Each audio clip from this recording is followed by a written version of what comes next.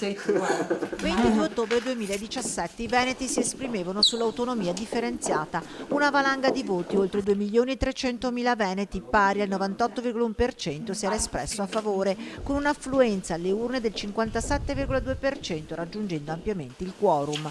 Da quel 22 ottobre sono passati 3 anni e l'attesa autonomia non è ancora diventata realtà.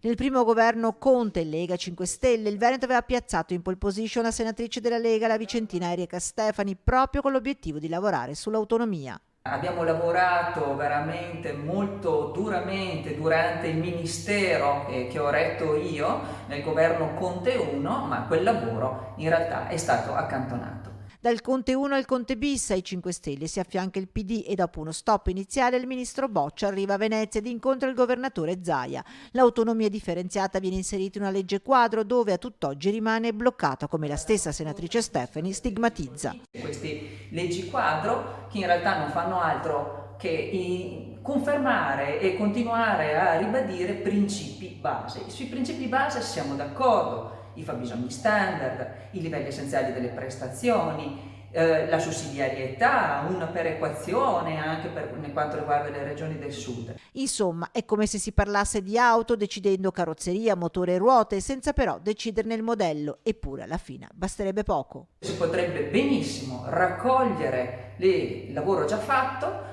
inserirlo magari in questa legge quadro di cui parla tanto Boccia, e di autonomia potremmo veramente parlare negli effetti.